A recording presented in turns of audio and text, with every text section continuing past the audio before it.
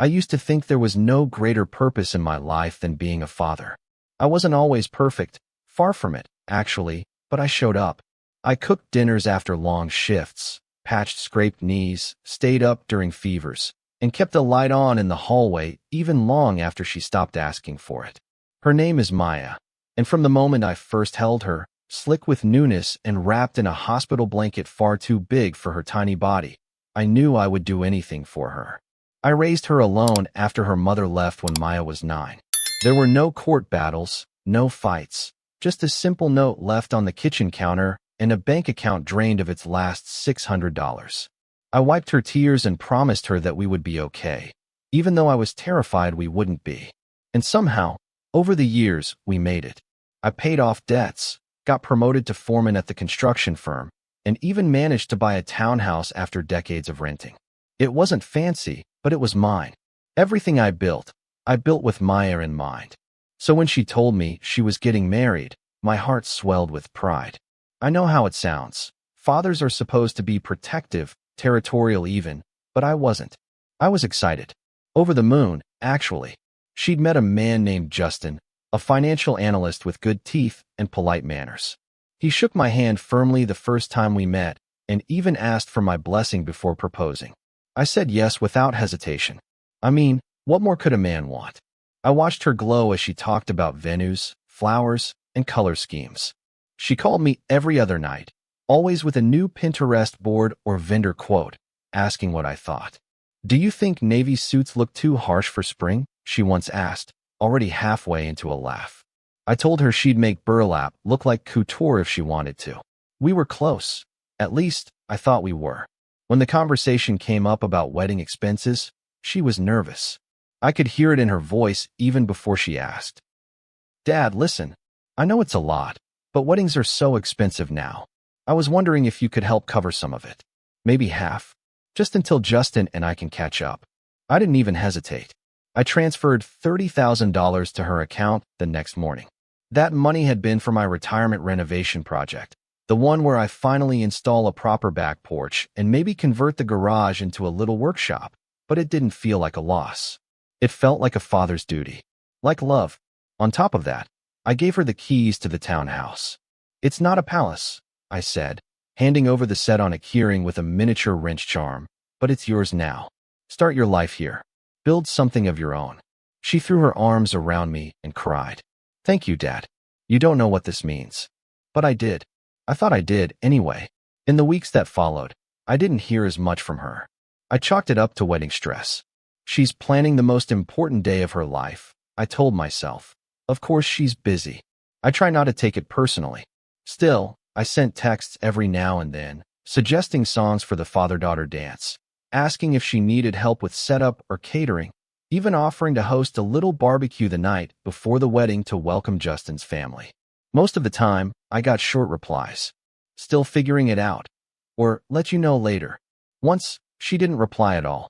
I noticed, of course I noticed, but I ignored the growing pit in my stomach. I'd spent her entire life being her rock. It didn't make sense that she would pull away now, at the one time when fathers usually got to stand beside their daughters, not behind them. Then came the afternoon that would gut me clean. I had just come in from mowing the lawn. October's sun, dry and sharp, still clung to the back of my neck. I remember wiping sweat from my brow with an old rag when I thought, out loud, I should check in on Maya, see what date to mark for the wedding. It felt like a fatherly thing to do, innocent, simple. I sat on the couch and called her. She answered on the second ring. "Hey, sweetheart," I said, smiling. "Hey, Dad," she replied. Her voice was chipper, casual. "So, when's the big day again? I need to request the time off." There was a pause. Slight, but noticeable. Then, without any hint of guilt or awkwardness, she said, "It was 3 days ago, Dad. Only a few important people were invited. I'll send you some pictures, though." My world stopped. Literally. I couldn't breathe. I didn't know what to say, what to feel, what part of me to even check for damage. My ears buzzed like I was underwater. I could feel my jaw clench, then slacken, but no words came out. Just silence. A thick, stunned, wounded silence. "Dad?" she said after a moment. "You there?" I was. Physically. But emotionally, spiritually, I was somewhere else. Somewhere cold. I didn't hang up the phone right away. I wish I had. Maybe it would have preserved a little of my pride, kept some of that old illusion intact.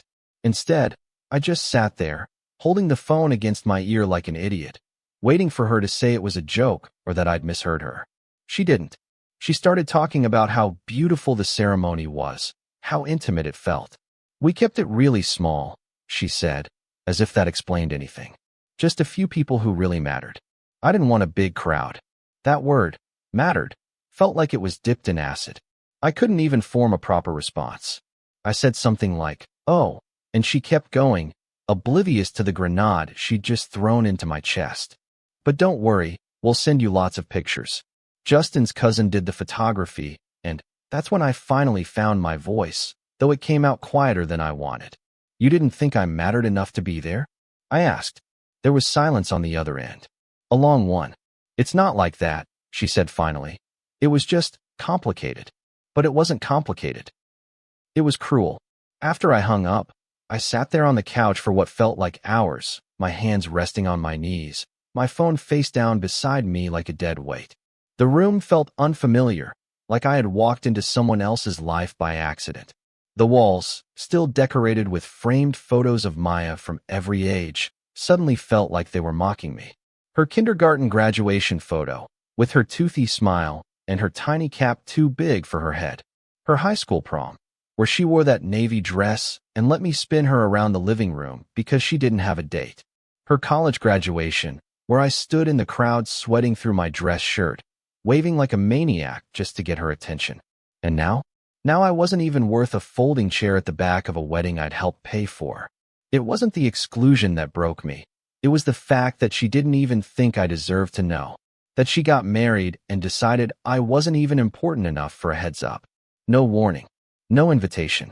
Just a cold sentence tossed into a phone call. "It was 3 days ago, Dad." Sleep didn't come easy that night. I laid in bed, staring up at the ceiling, my mind running laps I couldn't stop. Every moment replayed in high definition. The $30,000 I wired without blinking. The keys I placed into her palm with a trembling smile. The look in her eyes when she said, "Thank you, Dad." Was it all fake? Was she just acting? Did she ever intend to include me at all? Or was I always just the ATM at the end of the hallway? My thoughts kept drifting back to that word, important. She said only important people were invited. She made that distinction deliberately. She wanted me to hear it, to feel it. And I did. God, I felt it in every part of me. There's a particular kind of pain that comes when your own child tells you you're not needed. Not just indirectly, but with absolute clarity. She didn't forget to invite me. She chose not to. By morning, the grief had curdled into something else. Resolve.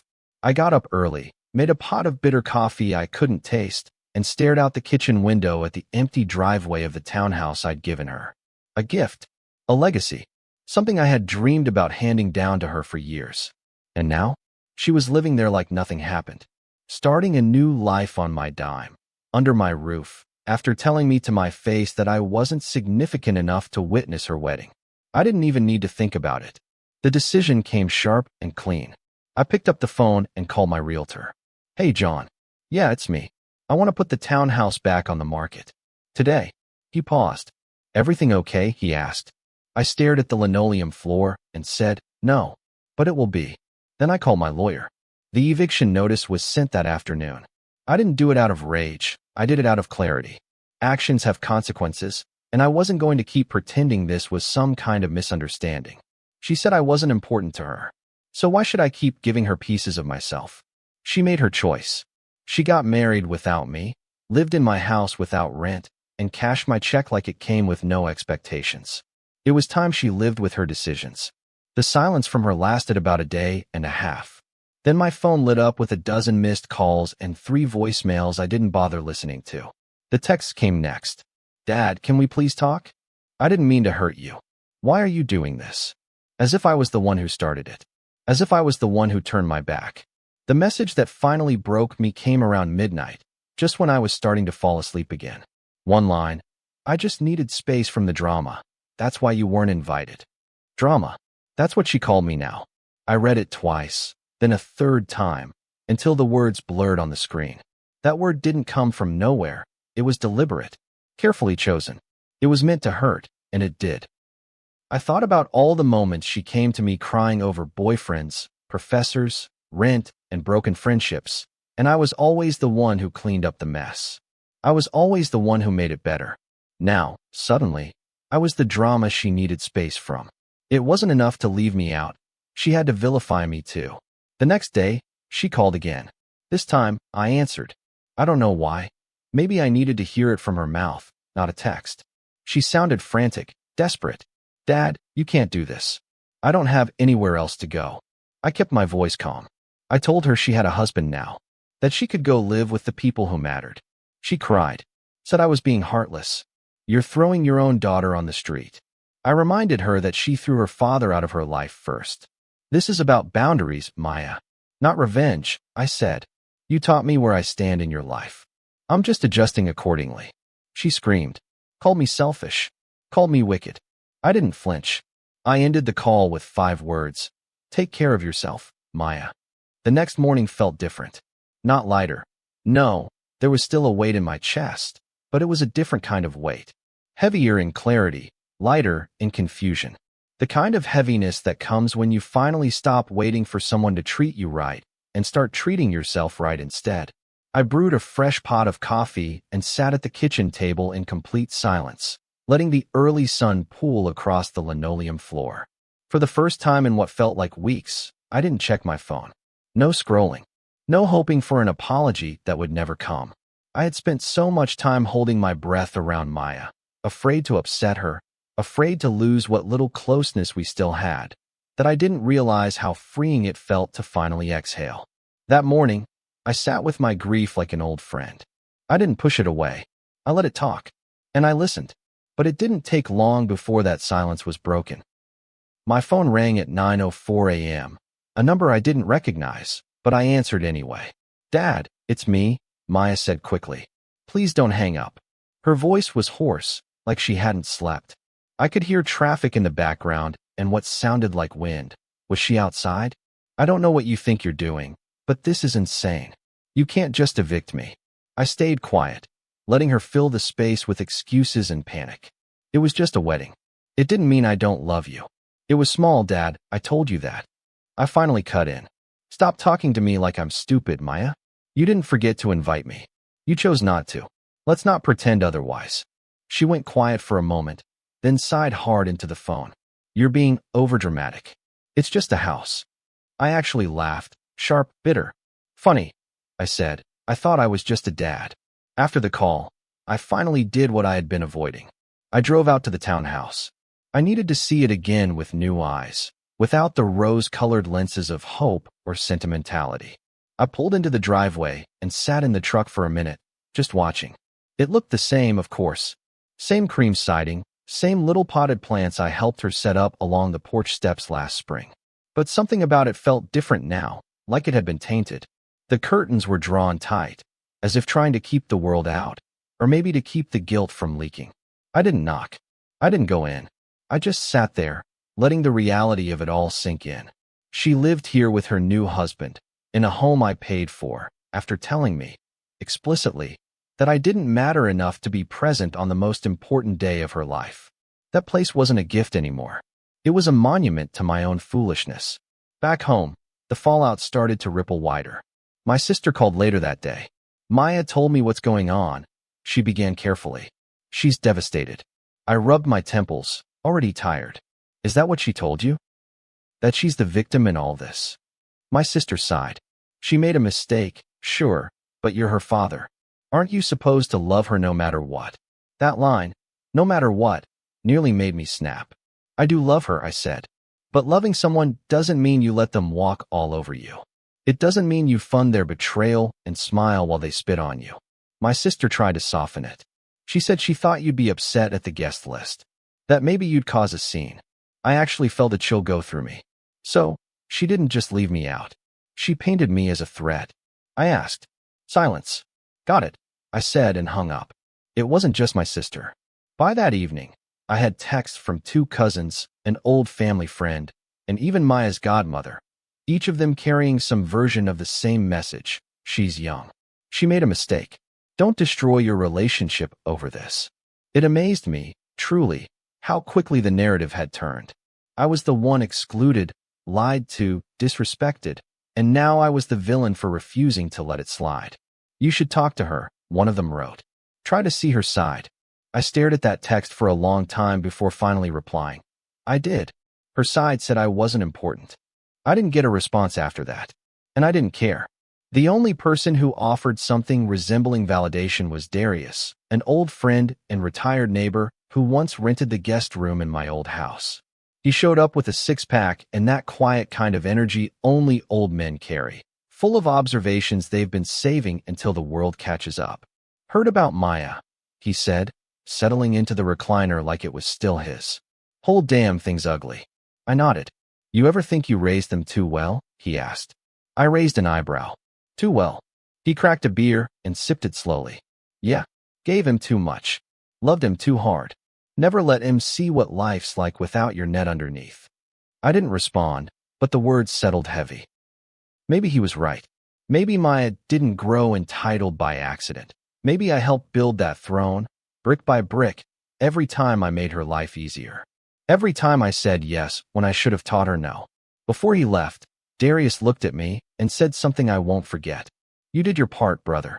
You gave her love. You gave her shelter. And when she turned her back, you didn't burn her house down. You just turned off the lights. That stayed with me. I hadn't sought revenge. I hadn't screamed or slandered her. I just took back what was mine. That wasn't cruelty. That was closure. By the time night rolled around again, I was exhausted in a way that felt deeper than just physical fatigue. I took a long shower, stood under the hot water until my skin turned red, and let the steam melt some of the tension from my bones. As I climbed into bed, I realized something had shifted. Not in her, not in the situation, but in me. I no longer cared who thought I was right or wrong. I wasn't looking for permission to protect myself anymore. I had done what needed to be done. And as I turned off the lamp beside my bed, I told myself, softly but with certainty, she made her choice. And now, so have I. I underestimated how quickly news travels in our family, especially when it's wrapped in drama and passed around like a casserole dish at a Sunday potluck. Within days, the story of Maya's eviction and my refusal to forgive her mistake had become the latest chapter in our unofficial family gossip chain.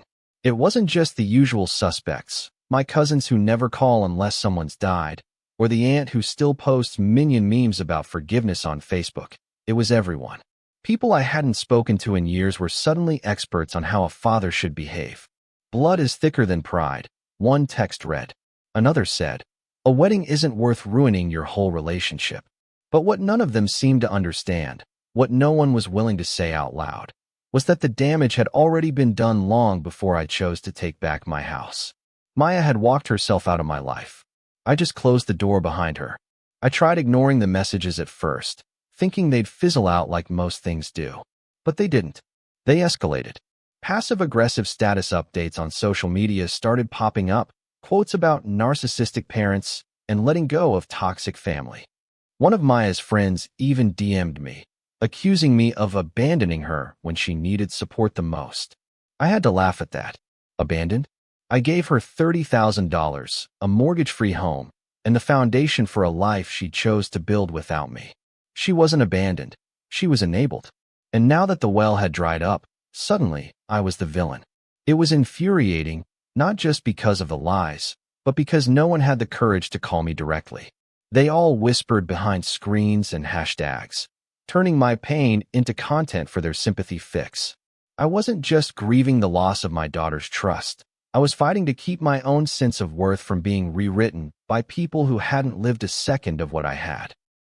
One afternoon, while checking my email, I found a message from Pastor Ron, the man who'd baptized Maya when she was a baby and who used to lead the church we attended back when our family still sat in the same pew on Sundays. He hadn't reached out in years, not since his retirement, so his message surprised me. It was brief but pointed. He wrote, I heard about what happened with Maya. I'm not here to judge, but I'd remind you that forgiveness is the cornerstone of love. I stared at the screen for a long time before responding. I typed, deleted, retyped. In the end, I sent one line. Forgiveness doesn't mean letting someone keep hurting you. He never replied. Maybe he didn't know how to. Or maybe he just expected me to say, "You're right, Pastor," and bow my head in shame. But I wasn't ashamed. Heartbroken, yes. Betrayed, absolutely. But not ashamed. Still, I wasn't made of stone. The noise got to me more than I wanted to admit. There were nights I lay awake wondering if I had gone too far. If maybe I should have just let her stay. If maybe this whole thing was a test of patience and I'd failed. But then I'd hear her voice in my head, clear as day, saying, "Only a few important people were invited." That sentence lived in my bones now. It rewrote everything. I could have handled a late invitation. I could have stomached a "we decided to keep it private, but I wanted you to know." But she made a point of reminding me where I stood. Not on the guest list. Not in the photos. Not in the room.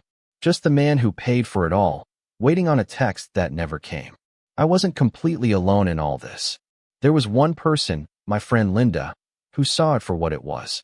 Linda worked in HR and had been through her own family fallout years earlier when her brother sued their father over inheritance. She understood the quiet devastation that comes from being betrayed by someone who once slept in the room next to yours. We met for coffee one morning, and she didn't offer me any spiritual platitudes or cliches about letting go. Instead, she said, "People only see what they want to see. They don't care about the years you showed up. They just care about how loud you say no when you finally do." That hit me hard, because it was true. No one remembered the nights I stayed up helping Maya write her college essays. No one remembered the time I took on a second job so she could go on a school trip to DC. All they remembered now was that I'd put my foot down. And in doing so, I'd stepped on a few egos. The most surreal moment came when I got a voicemail from Justin, my new son-in-law. I hadn't heard his voice since the day he asked for my blessing over lunch at that little steakhouse on Main. "Mr. Hayes," he began, voice stiff, like he was reading off a script. "I understand you're upset. Maya's been crying every day, and this has really affected her mental health. I think you should reconsider the eviction. This is her home now. She doesn't deserve to be punished like this." I played it 3 times, each time angrier than the last. Punished? She was living rent-free in a home she never earned, married to a man who didn't have the guts to look me in the eye on his wedding day, and I was the one doing the punishing? It was like living in a warped funhouse mirror where nothing reflected the truth. I didn't bother calling him back. If he had any backbone, he would have included me in the wedding instead of co-signing her erasure of me. By the end of that week, I stopped responding to people altogether. The noise wasn't just distracting, it was draining. Every text, every call, every unsolicited opinion felt like another pebble thrown into a lake I was trying to keep still. I took long walks, turned off my phone, and finally started that journal I'd always said I'd get around to. And in those pages, I wrote the truth. I was a good father. I showed up. I gave. I forgave. And when the time came to stand up for myself, I did. Not because I didn't love my daughter, but because I did love her, and I needed her to understand that love isn't blind obedience. It's boundaries. It's expecting respect in return. And when that respect is gone, love becomes something else entirely, something more protective than permissive. The first real quiet came 2 weeks later. No phone calls, no texts, no cryptic social media posts, just silence. For the first time in months, it didn't feel hostile, it felt earned. Like a storm had passed, leaving behind a flattened field and the soft promise of regrowth. I didn't feel relief, exactly, but I did feel stillness. It was the kind of quiet that only arrives after you've finally made peace with not getting an apology. I started waking up without that pit in my stomach, without scanning my phone for a message that might never come. The anger had softened, not into forgiveness, but into something more tolerable, detachment. I still loved Maya, but that love no longer asked for anything in return. It was love from a distance now, folded away like an old photograph, still meaningful, but not something I needed to hold every day. The house sale was moving quickly. The market had picked up again, and the realtor said we had 3 interested buyers. I took that as a sign from the universe that it was time to close this chapter. One Saturday morning, I drove out to the townhouse for the final time. I had called ahead, gave Maya notice, and asked that she have her things moved by that day. The locks would be changed the following Monday. I wasn't there to argue or fight. I just needed to retrieve a few old boxes I'd left in the attic. Things that didn't mean much to her, but meant everything to me. When I pulled up, the driveway was empty. That surprised me. I half expected to see Justin's car, or at least one of her friends helping her move. But it was just me and the autumn wind, dry leaves scraping across the sidewalk like nature's own reminder that everything ends eventually. Inside, the air was stale, like no one had opened a window in weeks. The furniture was gone, save for a few plastic bags of trash and a broken floor lamp leaning against the wall. I moved quickly, climbing up into the attic and grabbing the storage bins I'd marked Dad's stuff. Inside was a collection of small, forgotten things, an old toolbox, a box of letters I'd written to Maya when she was a baby, some photographs I hadn't seen in years. I sat down on the floor and opened the box of letters, unsure why, but compelled. The first one was dated just weeks after her mother left. I had written it late one night after putting Maya to bed, trying to make sense of the emptiness. "You don't know it yet," I wrote, "but you're my reason for everything. I'll keep showing up, even when I'm tired, even when I'm scared. You're worth that." Reading it now, my throat tightened. I wasn't angry. I was just tired. So tired. As I was locking the front door, I noticed something near the kitchen counter, a framed photo. Maya must have left it behind. It was the two of us from her high school graduation. She had her arms wrapped around me, that wide, unfiltered smile on her face, and I remember exactly how it felt, like I had done something right. I stared at the photo for a while, debating whether to leave it or take it with me.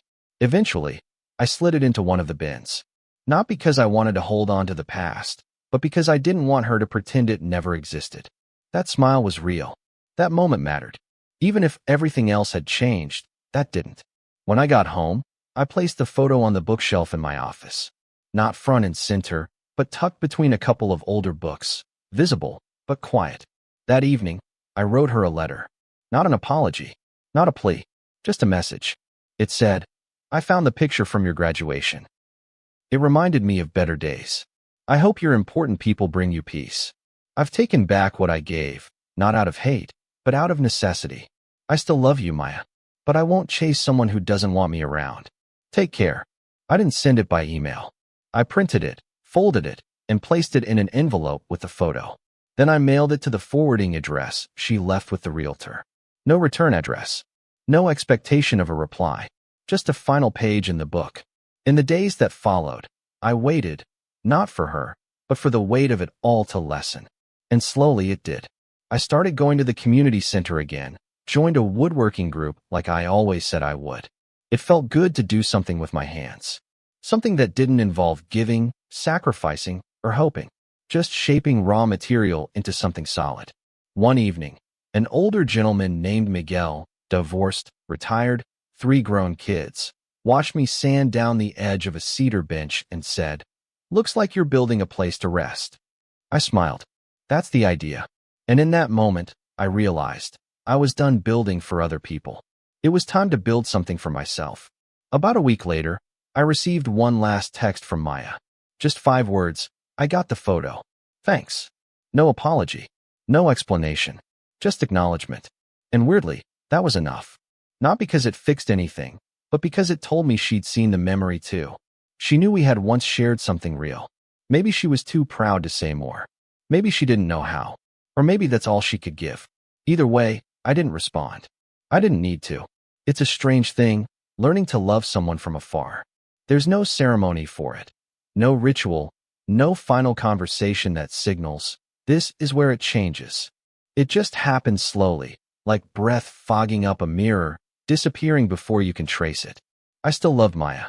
That never changed. But the love I felt for her now wasn't the same kind that made me drop everything to rush to her side or wire over my savings at the whisper of a request. It was quieter now. No longer a blazing fire I kept stoked with sacrifice and overcompensation, but a low ember, glowing faintly in the background of my life.